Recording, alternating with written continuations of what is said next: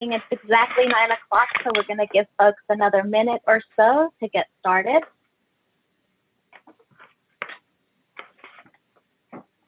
Hi, everyone. Thanks for joining. It's exactly 9 o'clock, so we're going to give folks another minute or so to get started.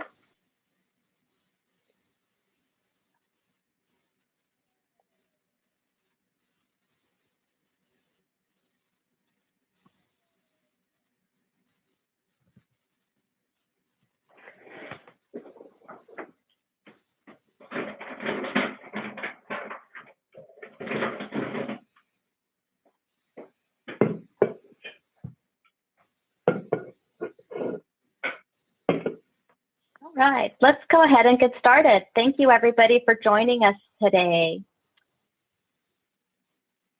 This webinar is being hosted by the Coordinating Center of the Resource Centers for Minority Aging Research at UCLA. With funding from the Coordinating Center works to support the efforts of our RICMAR sites across the country and to disseminate processes, tools, and results that can positively impact the health of diverse older adults in the United States. Welcome to our webinar today on planning for compliance with consort requirements in clinical trials. Next slide. As a land-grant institution, UCLA and the RICMAR Coordinating Center acknowledges our presence on the traditional ancestral territory of the Gabrielino Tongva people. We hope you can take a minute to acknowledge the ancestral land you are currently on. The staff at the Coordinating Center work really hard to provide you with updated information about opportunities and resources related to aging in diverse communities. So we invite you to visit our website regularly for updates and announcements and to follow us on social media. Next slide. Just a few reminders before we begin. Please note that we are on Zoom webinar for today's session. This means that we can't hear you or see you. So please take to introduce yourself using the chat function by entering your name and your institutional affiliation. This will give our speaker a sense of who's in the audience. Thanks. Also, our presenter this morning will be pausing to take your questions throughout her presentation. So feel free to enter your questions or comments into the chat. We will also have time for Q&A at the end. And know that we will be distributing today's slides to registered participants and posting the recording of this session on our website. We have a great presentation in store for you today, and I'm sure some of you already have some questions that you'd like to ask our speaker. So please take advantage of the chat function throughout the presentation. Next slide. It is my pleasure to introduce Dr. Naina Harawa, Professor and Resident in the David Geffen School of Medicine at UCLA and with the Charles Drew University of Medicine and Science. It's great to welcome her back to the RICMAR family, as she was the former associate director for the center. Harawa leads Drew's HIV research pillar, also known as the Drew Center for AIDS Research, Education, and Services, or Drew Cares. Trained in epidemiology, Dr. Harawa's research involves understanding trends in HIV and other sexually transmitted infections and developing effective, culturally relevant interventions for prevention, care, and treatment. She has conducted innovative research with a variety of populations, including high-risk African American men, sexually active African American and Latina women, older adults, and incarcerated and post-incarcerated men. Much of her work has involved partnering with local governmental and community organizations in order to address health issues in populations that experience major health disparities. Welcome, Dr. Harawa. Feel free to share your slides. Good morning, Dr. Guerrero, and thank you for that introduction. It's great to be here today. I'll share my slides. So my talk today, I want to just spend a moment saying that my talk today comes from a very specific place. I came into interventions and I'm doing intervention research with a background as an epidemiologist who had worked primarily in HIV And much of that work was observational. Much of what epidemiologists do is observational research. But about 16 years ago, and I also always time my intervention work by my daughter because I wrote the grant for my first intervention study while she was pregnant, and I found out that we had gotten the grant while I was on maternity leave. And it partnered with somebody who was an interventionist and started doing more intervention type work, behavioral interventions around HIV prevention, and then later now access to care and biomedical prevention for HIV. Because of that background, I wasn't part of a research lab or didn't have the same type of sort of introduction to clinical trials research that some of you may have. But I learned a lot of things along the way, some of which I learned the hard way. And part of my goal today is that for those of you who are early in your work and either doing or interested in doing any type of intervention research, that you don't have to learn as many things the hard way as I did. So the Consort requirements come from a very specific place, and they were based on research and observations that a lot of clinical trials had been conducted and reported in ways that did not fully show what needed to be shown in order to understand whether or not the interventions were truly effective, for whom those interventions might be effective, and what limitations there were in this type of design.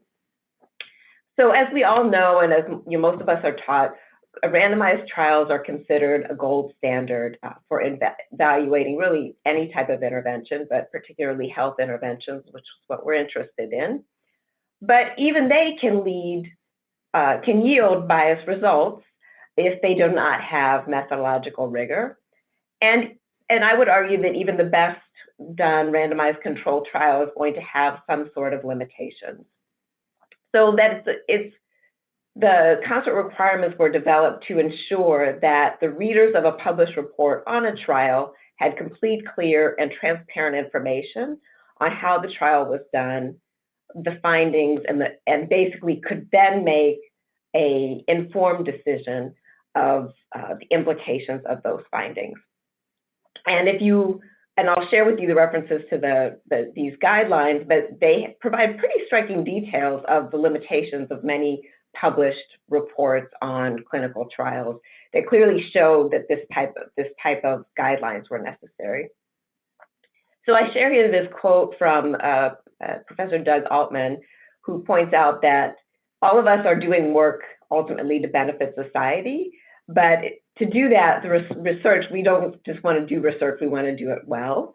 And so following these guidelines are really recommendations for doing that as well as possible. So this term consort is not one we use too much in the US, but I went back to look it up, actually, the actual definition of the term, because I always thought of it as meaning partner, and that is one of the definitions, but the actual kind of first definition is basically the spouse of a monarch. But of course, we're not here talking about the spouse of a monarch, we're talking about an acronym for Consort, which basically stands for Consolidated Standards of Reporting Trials. And basically these standards encompass various initiatives that were developed by the Consort group to alleviate some of the problems that I just talked about related to randomized trials. I also want to say that, pretty much most of what I describe here, I pulled from articles that you can find on the Consort Trials website. I fully admit that this is not particularly original, and if you wonder about the changes in the spellings, it's because some of it is a British spelling and some of it is my American spelling, although I was born in a former British colony, so I probably am a little bit, that may be a little bit of why, but I was mainly just copying and pasting, but I will bring to this a lot of my learned experience for doing this kind of work. So there are two main components to the Consort recommendations. One is a 25-item checklist, and I will be discussing the items on those checklists. But one of the things I want to point out is that these guidelines have been adopted by many, many different journals. And so when you go to publish the results on any type of clinical trial, so there are some journals, there's generally the expectation of compliance with these requirements. And there are some journals that actually ask you to complete the checklist and submit it along with your publication. So it's really useful early in when you're setting up your trial to look at that checklist and ensure that you're collecting all of the information so that you can do that when you do go to publish. The other key component to these Consort recommendations is a flow diagram. And this is probably what people are most familiar with because we see this in many different published reports. And it basically displays the progress of all of the participants through a clinical trial.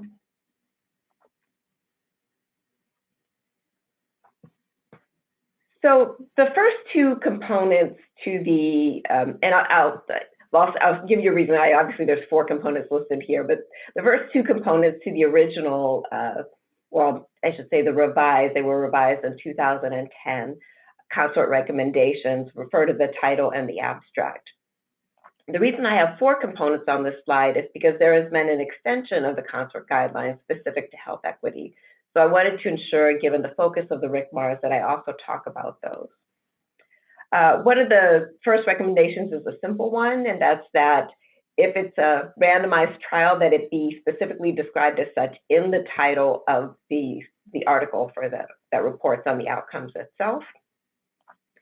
And then the second really goes into guidelines for the abstract, which of course is a structured summary, and they recommend that ideally people use a structured approach to abstracts that would include sections of the trial design, methods, results, and conclusions. And they actually provide some interesting arguments saying that in general, structured abstracts tend to be better, more complete, easier to understand, etc. So of course, anytime we publish a research article, we have to go with the guidelines of the journal that we're working with. But I think that this guideline is still a useful one to think about, because even if ultimately our abstract doesn't have these little paragraphs for design, methods, results, and conclusions, starting out writing it that way may still lead to a better abstract than if we just write it as a paragraph, especially when we're reporting on a trial. The 2 extensions for health equity that are described suggest specifically that the abstract itself presents results of all planned health equity analyses. So if one's doing a trial that specifically has some type of health equity goals, then ideally would have pre-specified some analyses specific to that, and they basically suggest that those are reported in the abstract. And then they also recommend that the extent and limits of applicability of the findings to populations of interest are also described in the abstract. And they specifically talk about progress plus characteristics, which most of us would basically describe as sociodemographic characteristics, but I will describe those a little bit more on the next slide. So progress is used to define socially stratifying factors, and we mainly think of these as social determinants of health, things like where people live, their race, ethnicity, language, their occupation, educational status, SES. Progress Plus was basically expanded to describe additional characteristics, things like age, disability, perhaps features of relationships between people. For example, if one was studying people that were excluded from school or say living with a disability, that all of these might be important to also point out in terms of a population that one's looking at and important considerations in terms of health equity. And then part of the rationale for attention to Progress Plus characteristics is that these might represent disadvantage based on social, cultural, and of course, oftentimes temporal context. And I'll also return to this idea of temporal context later when we get to some of the other recommendations. So I want to talk just a little bit about the abstract, and then I'll stop and see if there's any questions. So they provide even more detail as to what ideally should be included in the abstract. Of course, some of this is more just in the title page or the additional information, such as the authors, who is author, and the corresponding author's information. They point out that One should indicate not just that it is a randomized trial, but the specific type of randomized trial that it is. For example, is it a parallel randomized trial? Are you looking at actually trying to assess whether one intervention is superior to another, or is it a non-inferiority trial where you're comparing a new intervention to an existing one and establishing is it not worse than or not inferior to? And then they provide quite a bit of detail for what you should include in terms of the methods, how you should talk about the participants, the interventions that were used for each group, of course, the objectives or the hypotheses, clearly defining what was the primary outcome. Oftentimes our studies may have more than one outcome, but the primary outcome should be clearly defined in the abstract. Something about how people were allocated or how they were randomized to interventions, and then who was blinded. And I'll also return to the concept of blinding a little bit more. You should indicate the number of people that were randomized to each of your study groups, regardless of how many there were, the status of the trial, the number of people were actually analyzed, and then if there were any, of course, we're looking at the outcomes, which is generally looking at the effectiveness of the intervention, but if there were important adverse events or side effects, those should also be mentioned in the abstract. And the authors really point out that we're in such an information age, and so oftentimes people don't get further than the abstract, and there may be clinicians that are literally looking at an abstract in order to make a decision about clinical care. So it's important to have as many of these key details in the abstract as possible. So I see a lot of stuff in the chat. I'm going to stop and see if there are any questions. No questions yet, Nina. Go ahead. Oh, okay. Continue. Great. Well, feel free to type them in if you do have questions. Thank you.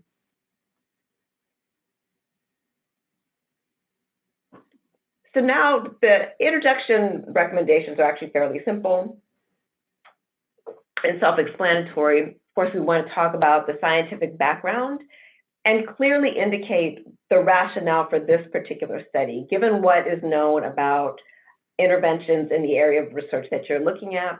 What's the rationale for testing this particular intervention with the particular population that you're looking at? And then specifying the objectives or hypotheses being tested. Not surprisingly, it's in the methods that the Consort requirements or recommendations get a lot more detailed. So I will be spending a fair amount of time talking about the methods. As I indicated when I talked about the abstract, one should be as specific as possible about the type of randomized trial that's being done, and to include in this the allocation ratio. Are people allocated 1-to-1 to each of the interventions? Is it 2-to-1 or some other type of ratio that people are allocated to the intervention group? Any changes that occurred to the methods after a trial were commenced should be articulated. And of course, this is one of the things that is less than fun to have to talk about the changes that happen. But almost any study, there will be some changes over the course of it. So those should be highlighted. In terms of participants, not only should the eligibility criteria should be described, but also where it is that people were recruited from, what were those specific settings, and how it was that they were approached. Was it that they were approached? Was it that they learned about the opportunity to be at a trial through a clinician who was treating them and then had the opportunity to join? Did they learn about it through an ad on the internet, et cetera, et cetera? Along with those settings and approaches, often the data themselves are collected in a different setting, so that should be described. And then in the extension for health equity, one of the things that they argue, and not all of us, but many of us who do health equity research are doing some level of community partnered research. And so this is one of the places where some details about those partnerships with the populations, with communities should actually be discussed and clarified. It's important, of course, to describe the interventions, and here we need to describe the interventions ideally with sufficient detail to allow replication. Although I will, kind of talk about an exception here. The interventions that I've done have been behavioral interventions. The manuals for implementing them are several dozen pages, and so it's not that in in manuscript, I can provide sufficient details for replication, but I at least have the details on the length of the intervention sessions, who's delivering the intervention sessions, what are the types of modules, what is the theory on which those intervention sessions are based, so that if then somebody had the manual about the content, they would also be able to replicate all of those other aspects of the interventions themselves. In terms of outcome measures and the methods one needs to discuss, what analyses were pre-specified for both the primary and secondary outcomes, and then both how and when in the trials those outcomes were assessed. And it's very important here that people ideally use some type of standardized measures or scales for looking at your primary and secondary outcomes, and that in the reporting of that in your methods, that the sources for those standardized scales and ideally their psychometric properties or other properties are described. I will say here, though, as well, that many of us who are doing health equity research or research on minority populations that have maybe not had the same level of attention within health research, that sometimes it's difficult to find an outcome measure that has been well tested in the populations that we're looking at. I certainly had that experience with some of my research working with bisexual African American men, for example, and myself and community partners would look at some of the instruments for those populations and really have some questions as to whether or not they were culturally relevant. So, I would really recommend here that people attempt to find something that's culturally relevant for their population that has actually been tested in their population. And then if you can't, work to develop work to adapt an existing measure for your population and use that, but have some, follow, there's, existing guidelines, and Dr. Ron Hayes, who's part of the RICMAR, has published information as well as, I believe, YouTube videos where he talks about some of the guidelines about how you can do that adaptation. So again, it's ideal to use an existing well-tested measure, but if you can't do that, go through a well-reasoned process for developing one for your population, ideally adapting from something that has been well established. And then finally here they talk about changes as well in 6B, that if there were changes in the trial outcomes after the commencement of the trial, those should be described as well as the reasons for making those changes. And I wanted to stop here because if you'll notice on these methods, twice they talk about changes after a study starts. And these are the things I feel as researchers we want to avoid at all costs. But I've learned over time that it's also really important to be flexible. And one of the things that was reassuring to me in going back over these Consort guidelines is they had a statistic that when they compared protocols to publications of 102 randomized trials, they found that 62% of the trials had at least one primary outcome that was changed, introduced, or omitted compared to the protocol. So it's not uncommon that when we get into doing our research, we find that for whatever reason, the outcomes that we wanted to assess, there may be some problem. The eligibility criteria that we had may be too narrow or perhaps too broad. And we don't want to make those changes. It's not ideal to make those changes, but it's often necessary. And I would actually encourage people, when they start to feel that that's necessary, to actually sit down with your co-investigators in your team and consider it earlier than later. I've certainly been in a situation where the writing started to be on the wall that was what needed to happen, but because I didn't want to have to make the change, we waited longer than ideally we should have, and ultimately it hurt our enrollment numbers, that delay in making those changes. So there's a lot more, of course, in terms of methods. Not only should you talk about how many people were in your study, but it's really important that you indicate what was your planned sample size and how was that determined. In other words, the power calculations for determining how many people were intended to be in your trial. What interim analyses were done. Many trials, especially of things like medications or vaccines will have pre-planned interim analyses and stopping guidelines. So if a trial was stopped early, it's important that you indicate what those stopping guidelines were and why it was stopped. In terms of the randomization, and I'll go into this in more details, but that you should indicate how you generated your random sequence, what type of randomization was involved. Was a simple randomization, or was there some sort of blocking done? Was the randomization done within strata of some sort of characteristic of your study population? There's many other aspects to the randomization as well, though. A key one is, what was the mechanism used to implement the random sequence? In other words, once you had your random sequence, did the research assistants need to call to a central number to get the next random assignment, or were they opening opaque envelopes to identify what was the next random assignment?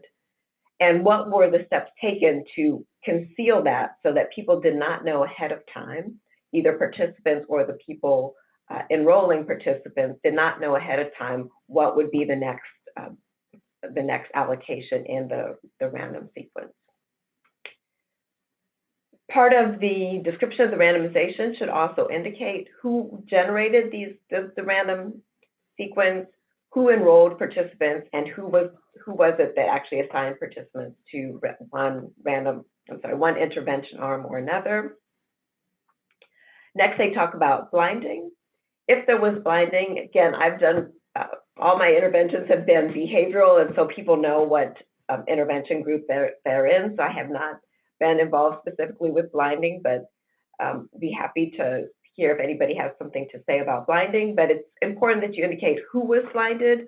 Often we use the terms double-blinded, triple-blinded, but those are actually defined differently in different textbooks and in different articles. So it's important, it's fine to use those terms, but one should also indicate specifically who was and was not blinded. And in cases where part of the blinding process involves creating interventions that look very similar, for example, similar injections or similar pills, then that also needs to be described so readers can assess, okay, you attempted to blind, but are they really convinced that the blinding was effective? And then finally, in your description of the statistical methods, you should describe the methods that were used for both your primary and your secondary outcomes. And then for any additional analyses, such as subgroup or adjusted analyses, of course, those should be described as well. Do we have any questions yet? Nina, there is a question in the chat about addressing the inability to reach a predetermined sample size. And it's also a good time to give you a time check. Sure. So the inability to actually reach a predetermined sample size? Yeah. So the chat question specifically is, do you have any questions on how to address the inability to reach the predetermined sample size in a feasibility randomized controlled trial due to COVID? Yeah, I think so many of us are having that challenge. I haven't had to write this up because of COVID yet, but I've certainly been in that situation before where we didn't reach our predetermined sample size. And I think part of you'll see there's a thread through the Consort guidelines, which are really about transparency. And so one needs to indicate, what was it that was your predetermined sample size? Of course, where did you get, and what were, the brief summary of the reasons that you didn't get it. There will be many, many, many people who are in this boat because of COVID. And so, I think all we can do is be honest that that's where we were at. And, at some point the money runs out or the time runs out for doing a study, but there's still been a huge investment in the research and the data that were collected. And even if you didn't reach your sample size, there still may be something of value that can be learned. So I would just suggest being direct and transparent about it. So there's a lot of steps related to randomization, and I'm not going to go into these in detail, but just to kind of lay out that all of these need to be described. I kind of hinted at them more generally in the overall description. I also wanted to just put out a method that I've used that isn't talked about much, but may be an option, especially if you're doing certain types of behavioral interventions. Generally, almost always people are randomized after they are fully consented into an intervention. But I am currently running an intervention that involves incentives for doing certain health-related behaviors. And because of that, people in the intervention group basically have the opportunity to earn a lot more money being part of the intervention than people in the control group. And the interventions themselves is also fairly complicated.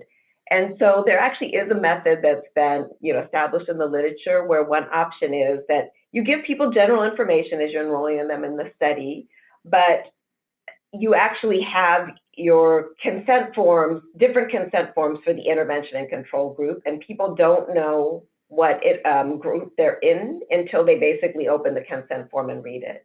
And so they get the full description of whichever group they're assigned to. Of course, then they have the option not to enroll, but they don't spend all this time reading about the details of these two different interventions and also realizing, oh, well, the intervention group could have earned a lot more money and I've been assigned to the control, where of course there could be dissension related to that.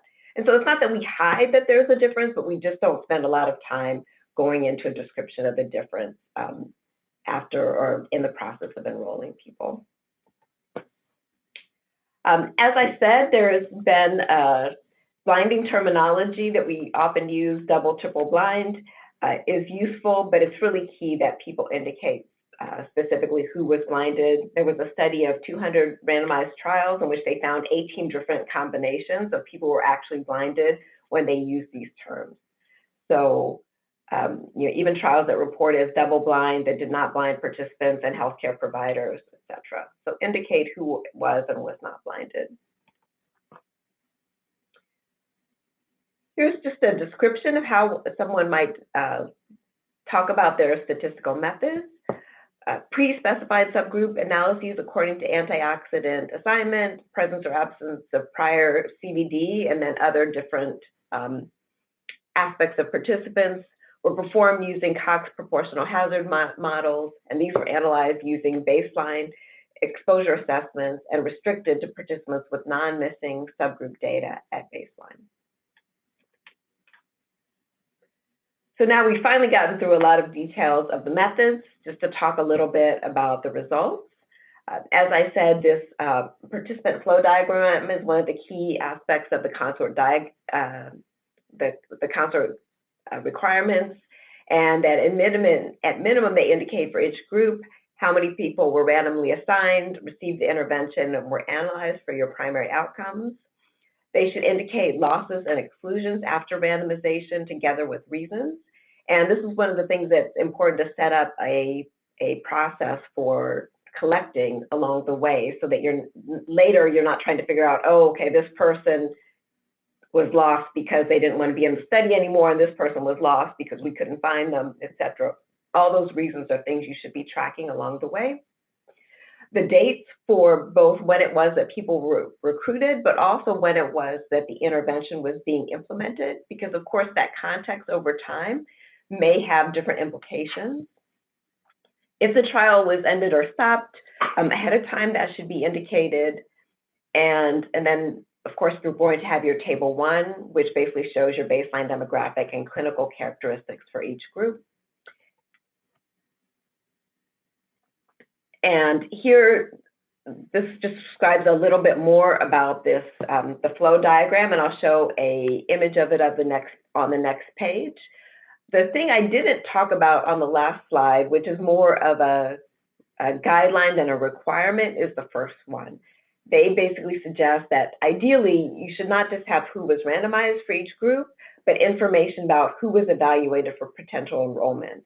People who were approached to see if they were interested in being in the study, how many people were screened and eligible, and of those, how many actually enrolled. And they basically say the rationale for that is it helps one to determine whether people in the trial were likely representative of all of the patients or clients seen in a particular venue from which they were recruited. So here you can see what this flow diagram looks like and the process through the phases of a randomized trial. This is just a two-group parallel design, and you can basically see for each of those things that I just described what it might look like. I should point out that one would need one of these follow-up boxes for each of your follow-up time points. So if you had like a 3 and a 6 month follow-up, you should have a box for each of those with the information included in this diagram. So now finally we're to the more meat of the results, of course, why we're doing all of this research, which is actually talking about our outcomes. But included in that, you should actually indicate for each of your analyses, how many people in each of your intervention groups were included in the analyses. Many times we have missing data for whatever reason. And so if those, so the number of people included in different analyses might differ, and either your tables or your descriptions should indicate that clearly, along with the results for each group and an estimate of the effect size and the precision of that effect size. I strongly encourage people, and the authors do as well, to use confidence intervals as opposed to doing just strict p-values and limiting it to that, because the confidence intervals provide a lot more information and they avoid some of the challenges associated with p-values. We also have more and more journals that actually encourage people to limit use of p-values and strict kind of p-value testing where you're only relying on an arbitrary cutoff for determining whether or not an outcome is important. Of course, here as well, you're going to include any other ancillary analyses and indicate whether these were things that were planned ahead of time or determined post hoc after looking at your data or learning things along the way. And the extension for health equity specifically encourages that you describe details of the implementation in each arm. So if you look at part of the the flow diagram is indicating not just who was followed up, but who actually got the intervention among those who were assigned. And so if we have different groups that we're considering and have concerns about health equity, we would want to describe that separately for our groups. Because of course, if a minoritized group was less likely to actually complete the intervention, then that's an important thing to consider and talk about. And finally, it's of course important to talk about important harms or unintended effects that were identified in each group. So there's a greater discussion on this in the website, but part of what they talk about is that you should indicate whether or not information on adverse events was collected, how they were defined or identified, whether or not they were attributed to the interventions themselves. Of course, adverse events happen. Oftentimes they're not related to the intervention, so a process of describing how one attributed them to the intervention needs to be indicated. And then, of course, if there are any significant important adverse events, one should describe the absolute risk of those events for each of the groups. And finally, include a balanced discussion of benefits and harms, because there may be harms that are significant, but that doesn't mean that we necessarily want to throw out an intervention that's beneficial. So now moving on to the discussion, of course, we always talk about our limitations. One of the things I would encourage for junior scholars is, we know that this is important, but a sort of somewhat common thing I think I've seen in people's writing, and remember from my own writing, is that we tend to sometimes beat ourselves over the head with our limitations. All studies have limitations, but it's important to have a balanced description so that we describe those in the context of the benefits of the study.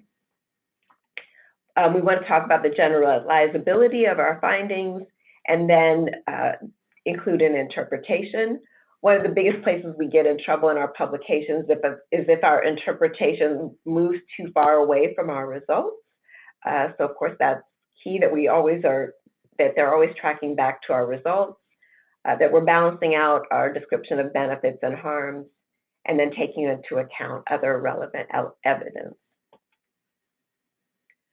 I'm sharing here a outline that the Annals of Internal Medicine basically encourages its authors to use in terms of their discussion.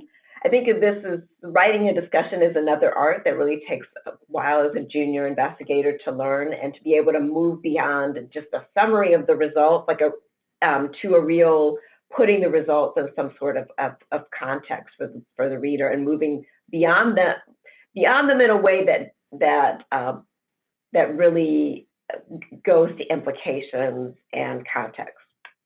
And so they basically encourage you to have, of course, that synopsis, but then a consideration of the possible mechanisms and explanations for why your intervention maybe worked or didn't work as well as you thought.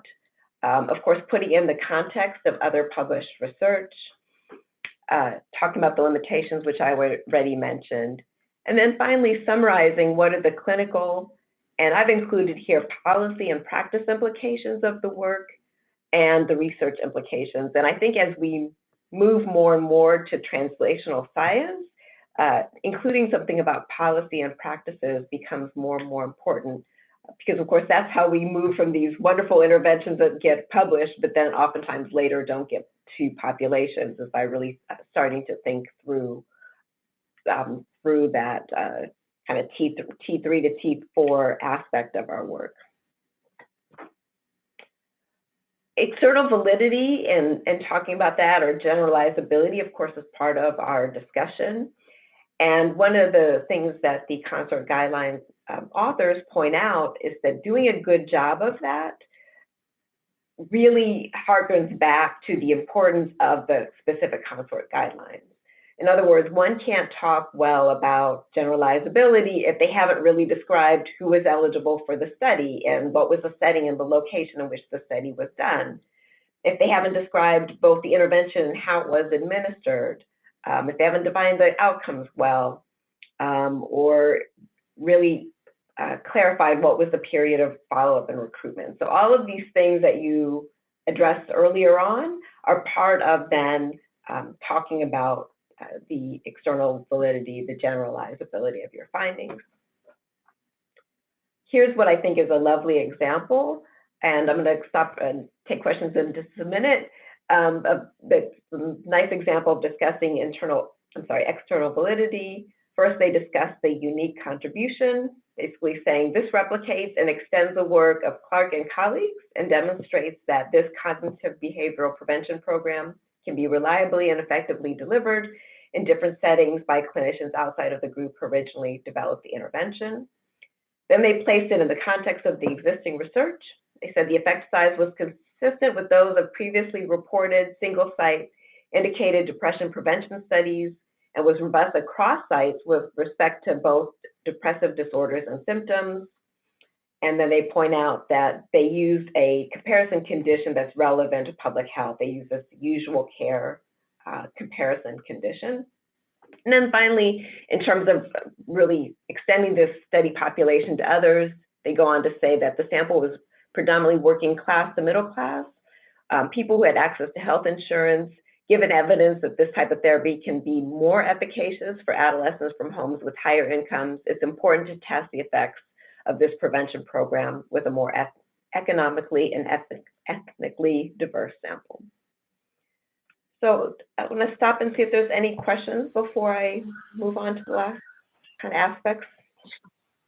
There's no questions in the chat, Nina. Go ahead, and you have 15 minutes left. Okay. The next parts are a little bit quicker. So it's really key that any type of intervention, even if it's not a randomized trial, but any type of intervention is registered somewhere. In the US, the standard place for doing that is in clinicaltrials.gov. There you will get a registration number, and both that number and the name of the trial registry should be included in your manuscript, and is often now required for reporting to IRBs and to NIH if your study is funded by NIH. Ideally, in your manuscript, you should indicate where a full trial protocol can be accessed, if available, and so that there's a number of different places where you can do that I'll talk about shortly. And of course, you should indicate the funding, who funded your study, and what was the role of funders. If the funders did have any potential influence on how the study was done or the results, of course, that needs to be indicated, because there's potential conflicts of interest related to that. There's a number of options or resources for publishing study protocols. Sometimes the journals and their supplementary online information will allow you to do it. There are at least two journals. People may know of others, but JMIR, the Journal of Medical Internet Research and Trials, and both of these actually publish in the published literature clinical trial protocols. And it's a great way to be able to get a publication early in your study, even before you started collecting data. And then you can also just make it available via email request.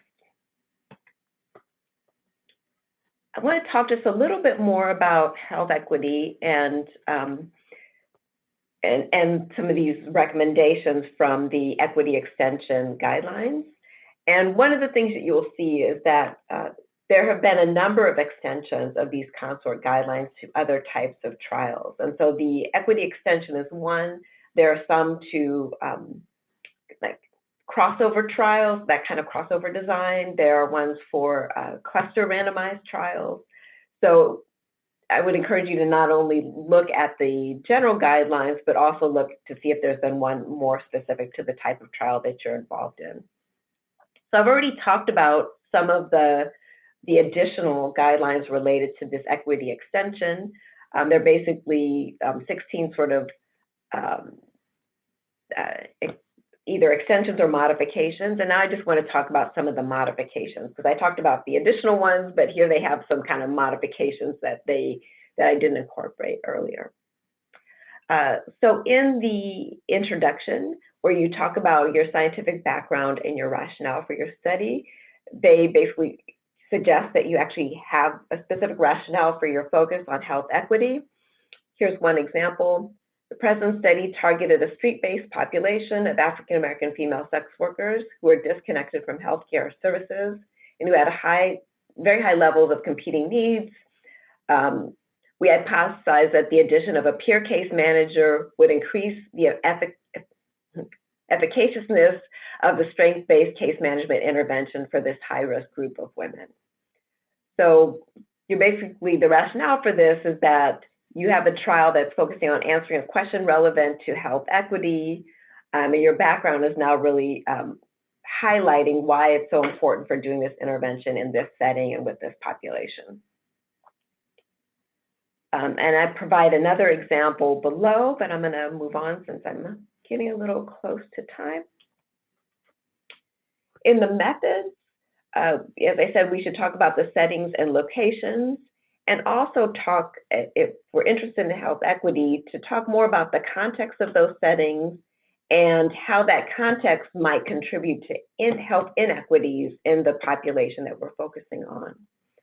So in this example, the authors basically said, rural Thane district was selected, the specific health district was selected to be the setting due to its prevalence of high and early fertility, low contraceptive use, high unmet needs for family planning, and limited access to government health services. The area is also characterized by high representation of tribal communities. So now the reader really has an understanding of, not just the people, but the community in which this study was done. Not just the name of the community, but actually something about the context of the community. As I indicated earlier, they encourage you, if you're looking at health equity, to have your progress or your patient flow diagram divided by those groups that you might want to look at separately.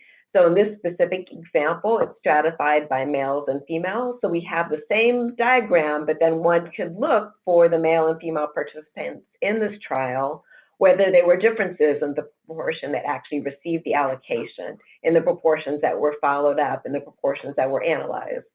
And so that might give some nuance and context for the readers that otherwise would be missed if everyone was just put together. And then the last extension for health equity that I want to talk about, as I said, I didn't cover all of them, but the last one really relates to ethics. And generally in our reports now, more and more journals ask us to indicate what was the institutional review board or the process that we went to for approvals for our research. But here they actually describe that you should actually go beyond that and talk about sort of other aspects of ethical clearance. And so in this particular study, they indicate that, yes, they had this official approval from the Boston University IRB, but in addition, they got administrative approval from the mayor of the town of Ambalavio, and that mayor was responsible for the villages in the district. And they also got approval from the medical inspector of this district and a local, who is a local official in charge of all health-related activities in the district. Some of my research has involved people who are incarcerated, and so it's a requirement, but one of the things that I've now started to talk about explicitly, that the Institutional Review Board that approved this research included a prisoner representative, so that we know that people who actually have real knowledge or lived experience related to that very specific context, and a context in which there's a lot of opportunity for abuse, unfortunately, of study subjects, were part of the approval process. So that's one example from my own research. Here's another example from some international research that was done. So I do hope we have time for some more questions. I want to just provide at the end some of the specific references that I'm talking about. As I've said, these guidelines have now been adopted by multiple different medical journals. So more and more, it's an expectation that you have complied with them in thinking through both how you've designed your study and collected your data, but also in your reporting on the study. There have been extensions, and these aren't the only extensions, but as I said, there's been extensions to other types of trials, so cluster randomized trials, and trials that use adaptive designs, which have become also more and more common, and especially common in more translational type research. And then finally, they've extended the Consort statement to randomized trials of non-pharmacological treatments. And so you can look there for references and a discussion of that. So I'd be happy to see if people have more questions or comments. Thanks, Nina. There is a question in the that was posed to you. How do you balance describing the protocol in your results paper when you have already published a protocol paper?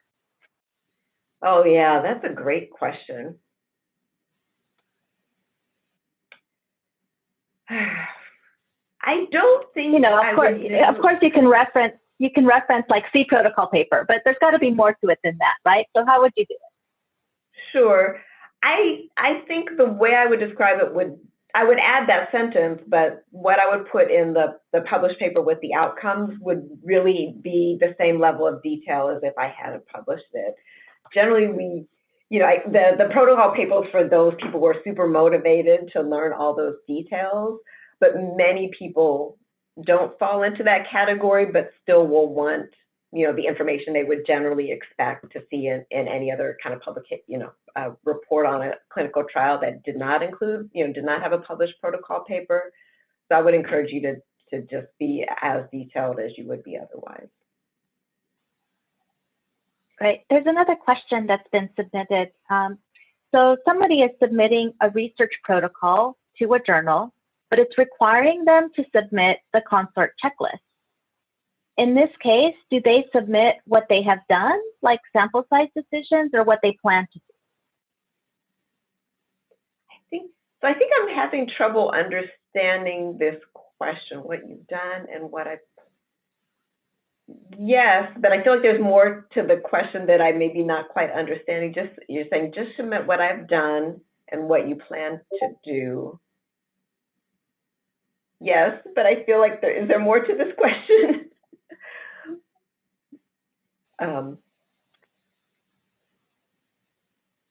Maybe we can have the participant add a little bit more. That's what they submitted. So I guess the question really revolves around what do you provide in terms of a Consort checklist when you are submitting your protocol to a journal? Yeah, so the Consort checklist is pretty detailed, and mainly, I really went through all 25 of the items.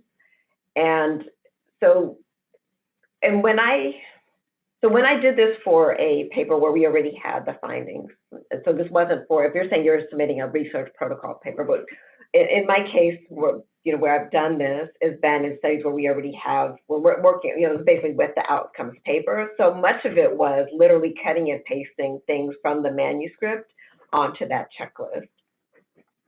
So I think in the case of a research protocol paper, yeah, you're going to be talking about what it is that you've done already, because I assume maybe you're partway into your study, and what you plan to do. You don't have many of those. You're not going to be able to answer everything on the checklist because you don't have your results yet. You may be able to get to like a table 1 if everybody's been enrolled.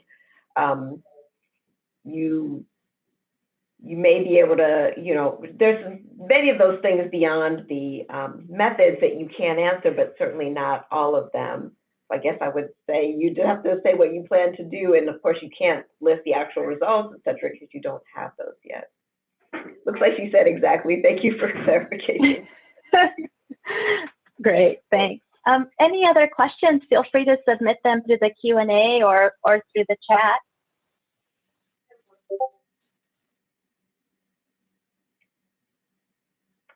Maybe one other small thing I would say as people are thinking is that, as I said, it's not required, but they encourage you to be able to describe who didn't end up in your study, but you tried to recruit. I think there's a couple reasons why that's useful in addition. One is that might be something of a paper itself, especially if you're working with a population where there's challenges for recruitment, in which you use some innovative strategy for recruitment, or in which, for whatever reason, you might later think that people who were recruited through one sort of pathway might have different results from another kind of pathway. So that information can be really useful.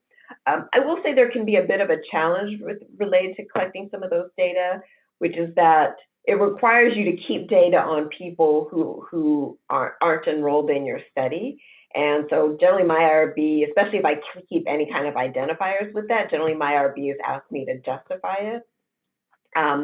But it can also be helpful if you're in a situation where people might somehow inadvertently enroll or be screened twice. Having some level of identifiers is useful, so you can weed that out of your data, or at least be able to document when people have potentially tried to enroll more than once. So I see a question here. Any suggestions on how to write the results of a clinical trial which included multiple methods? That is a great question. So qualitative and quantitative methods. I mean, I think so.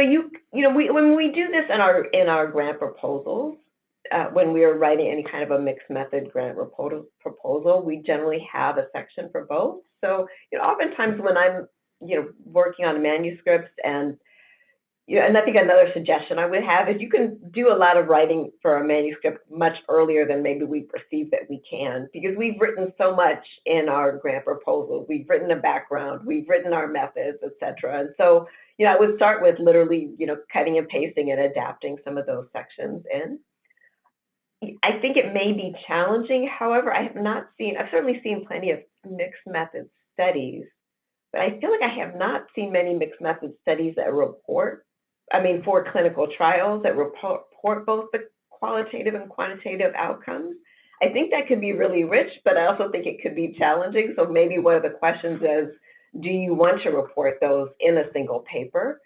Can you do that and give it justice, especially given many of the journals that report clinical trials have much sort of stricter word counts than journals that don't. And so another consideration may be that you want those to be separate papers. But otherwise, I would just, say that you have some separate sections, that describe each. If you're going to be, if there's a greater emphasis on one than the other in your actual reporting, then those sections may be shorter or longer. But I'm sorry, I don't have more wisdom on that in particular. I actually would love to read that paper, though, that combines them both, because I feel so often when we read results of clinical trials, I often have questions that could be answered with the qualitative information. So I think that's very valuable, but I do think it might be challenging to find a good venue for that type of a publication. Great. So it looks like there are no more questions. And with that, I would like to close out the webinar and thank you everyone and Dr. Harawa for being with us today. And just want to remind you all that you'll receive a 2-minute survey at the end of this webinar. Please take a few minutes to give us your feedback. Also, I am going to type in the chat our next webinar next month with Dr. Erica Boone. She will be presenting on NIH repays your student loans, an in-depth overview of the NIH loan repayment programs. And you are eligible for registering early for staying on with us throughout this webinar. And so you should see that in the chat now. With that, I just want to thank again our presenter, Dr. Harawa, and our audience for participating, as well as the coordinating center staff for their leadership, and the NIH for funding our efforts. Please remember to visit our website, thericmar.org, and follow us on Facebook, Twitter, and LinkedIn. Thanks so much, everyone. Thanks, everyone.